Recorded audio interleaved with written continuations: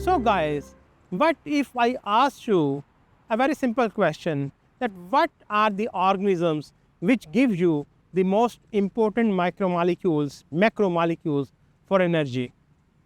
The macromolecules, of course, are the carbohydrates. So what are the organisms? Yes, think about it. Yes, you are right. They are the plants.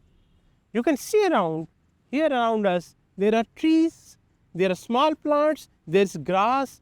They all are full of carbohydrates. They are made up of carbohydrates. And these are these carbohydrates which we use, which we eat. But wait, can you tell me from where the plants get this food, these carbohydrate molecules? Yes, yes, plants make their food by themselves. We have already told you. But how come? Yes, they depend upon the sunlight.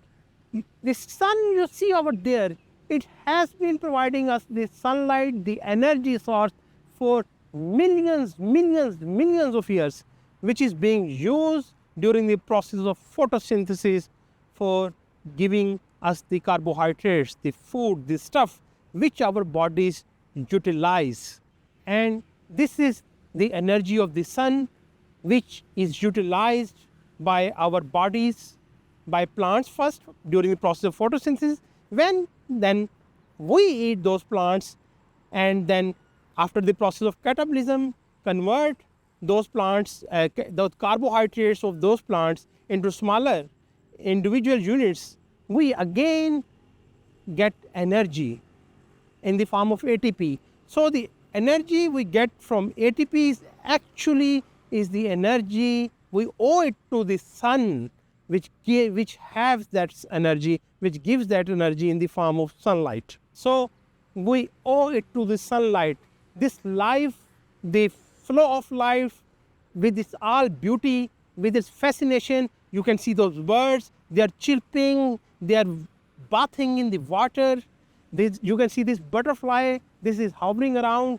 This all organisms need energy, and for that energy, they owe it to the energy which is entrapped into their carbohydrates, which they get from somehow from the sun.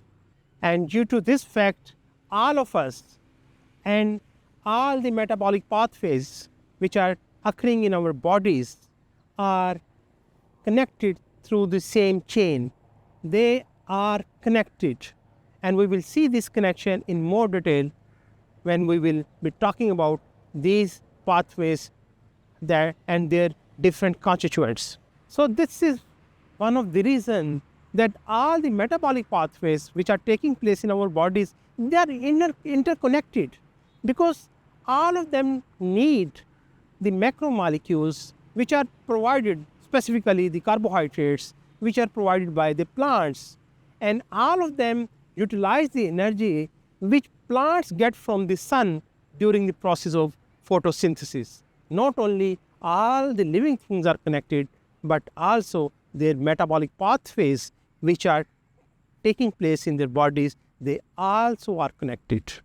So guys, you just saw the centrality of plants and photosynthesis in every living process.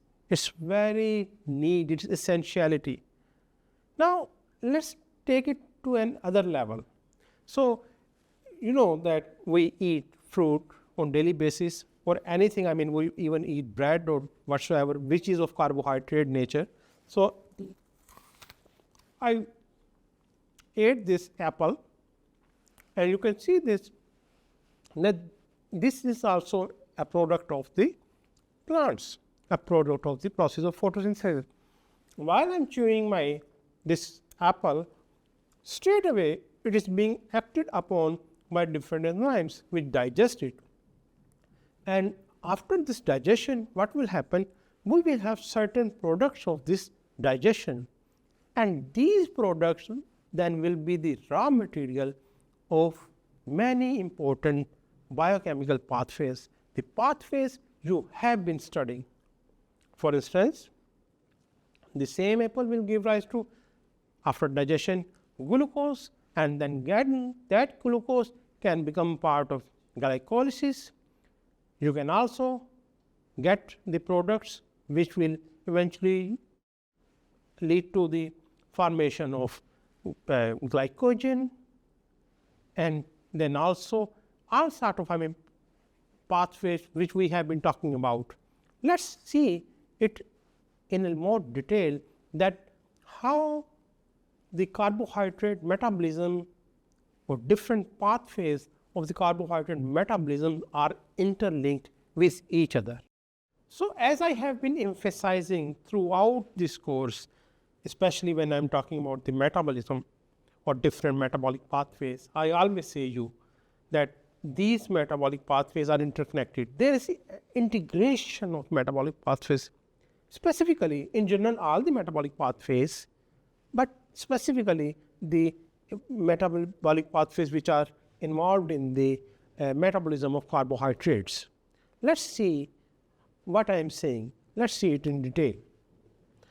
So, we started our discussion and exploration of carbohydrate metabolism when we started with the very first metabolic pathway, that was the glycolysis.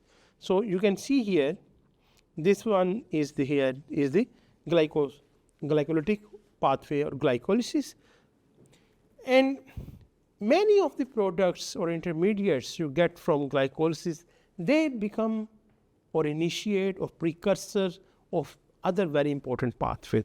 For instance, the glucose 6-phosphate is converted into glucose 1-phosphate, which then become the part of glycogenesis. Fine, glycogen is formed, and also fructose 6-phosphate and many other component of this pathway, many other intermediates of this pathway like glyceraldehyde 3-phosphate, then they also become the part of or precursors of the phosphopentase shunt, PEP. Fine. And in turn, the phosphopentose shunt, the molecules or the intermediates you get from the phosphopentose shunt, especially the molecule which you obtained, if you remember this topic, the molecules which you obtained from the non-oxidative phase of the PPP, they become part of glycolytic pathway. Also, glycolytic pathway give rise to TCA, another very fundamental, very important metabolic pathway, the TCA tricarboxylic acid cycle, or also we term it as the Krebs cycle. And then some of the products of the Krebs cycles are then used in the formation of glucose by what we say sort of reversing the process of glycolysis, the process the gluconeogenesis, in which you remember 4 of the processes were circumvented to make glucose from non-carbohydrate sources. So, that is also show the integration. Then also you can see here this glucose 1-phosphate can also be used in the formation of conjugated carbohydrates like GAGs or proteoglycans.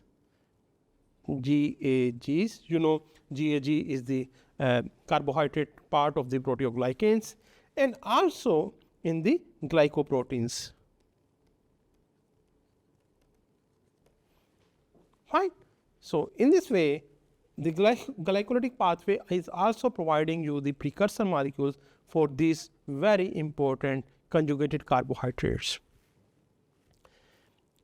Then there are also, we have seen the fructose metabolism, in the galactose metabolism, and in plants then there is starch metabolism, sucrose metabolism. These all compounds, one way or the other, are again coming from the different carbohydrate metabolic pathways, specifically glycolytic pathway. Then also you should keep in mind here that these all processes also involve a very important aspect, that is the energy. The energy for these reactions to take place comes from where? It comes from ATP, hydrolysis of ATP, or GTP also, but specifically most of the time ATP. So for the generation of ATP, you have to keep in mind, again, the TCA cycle provides you the ATP through a very important phenomena. We will just talk about it shortly. Then what we say, the glycolysis provide that ATP, and that comes from which phenomena? Oxidative phosphorylation. So the oxidative phosphorylation gives rise to, and oxidative phosphorylation in turn, it involves what? It involves the electron transport chain, it involves the proton gradient formation and the formation of ATP.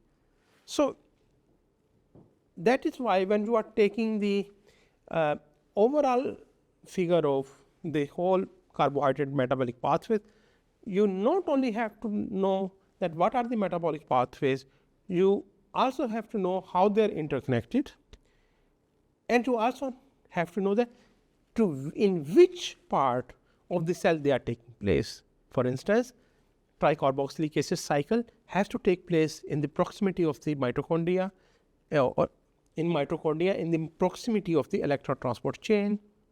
Similarly, glycolysis and gluconeogenesis and glycogenesis, they takes place in cytoplasm. So on the demand of the reactions which are involved in these pathways, these reactions are located into different location into the cell. This is something you also have to keep in mind. Finally, different cells, different organelles, then there are also, you should keep in mind, our body is made up of different compartments, and these compartments have very important structures known as organs. You should also keep in mind that we should know that in which organs most of the metabolic pathways are taking place, and we have been talking it again and again. It's liver, it's kidneys, it's some part of the intestine, and so forth, so far. But mainly the liver is one of the most important metabolic pathway. So with this, we finish our discussion, our exploration of the metabolism of carbohydrate. In the succeeding topics, we will be discussing about the metabolism of other macromolecules like metabolism of proteins, metabolism of lipids, or metabolism of nucleic acid. But keep in mind, and you will see it again and again, that how we will be coming back towards the metabolism of carbohydrates when we will be talking about the metabolism of other macromolecules that show the centrality of the metabolism of carbohydrates, and that is the reason it is this topic, the metabolism of carbohydrate, is making a very major part of your course.